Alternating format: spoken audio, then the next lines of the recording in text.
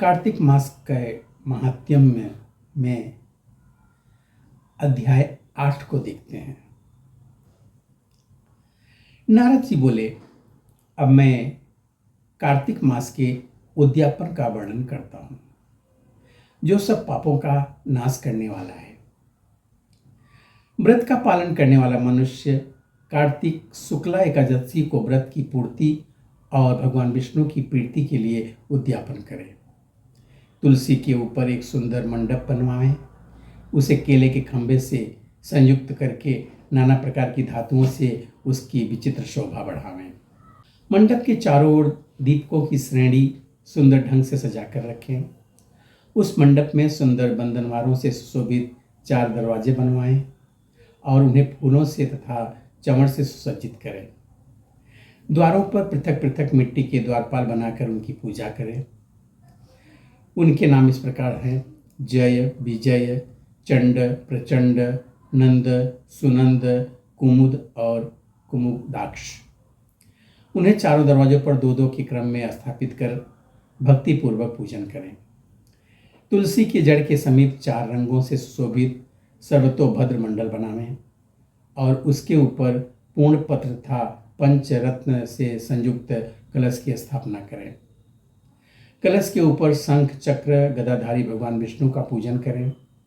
भक्तिपूर्वक उस तिथि में उपवास करें तथा रात्रि में गीत, वाद्य, कीर्तन आदि मंगलमय आयोजनों के साथ जागरण करें।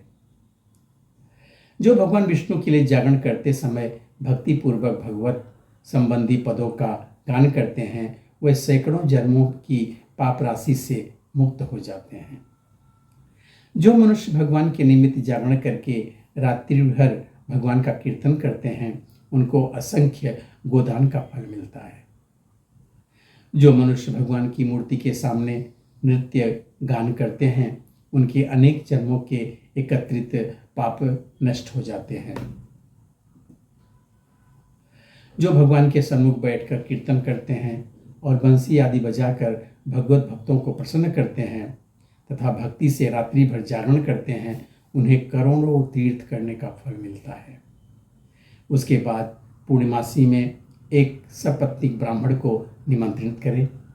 प्रातःकाल स्नान और देव पूजन करके वेदी पर अग्नि की स्थापना करें और भगवान की प्रीति के लिए तिल और खीर की आहुति दें। उसके बाद पूर्णिमासी में होम की शेष विधि पूरी करके भक्तिपूर्वक ब्राह्मणों का पूजन करें और उन्हें यथाशक्ति दक्षिणा दें। फिर उनसे इस प्रकार क्षमा प्रार्थना करें। क्षमा प्रार्थना में क्या कहना है कि आप सब लोगों की अनुकंपा से मुझ पर भगवान सदैव प्रसन्न रहें। इस व्रत को करने से मेरे 7 जन्मों के किए हुए पाप नष्ट हो जाएं और मेरी संतान चिरंजीवी हो। इस पूजा के द्वारा मेरी सभी मनोकामनाएं पूर्ण हों। मेरी मृत्यु के पश्चात मुझे अतिशय दुर्लभ विष्णु लोक की प्राप्ति हो।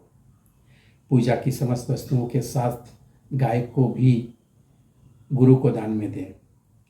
उसके पश्चात घर वालों और मित्रों के साथ स्वयं भोजन करें। भगवान द्वादशी तिथि को शयन से उठें, त्रयोदशी को देवताओं से मिलें और चतुर्दशी को सबने उनका दर्शन और पूजन किया, इसलिए उस तिथि में भगवान की पूजा करनी चाहिए।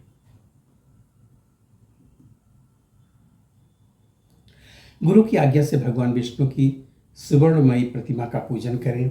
इस पूर्णिमा को पुष्कर तीर्थ की यात्रा श्रेष्ठ मानी गई है। कार्तिक मास में इस विधि का पालन करना चाहिए।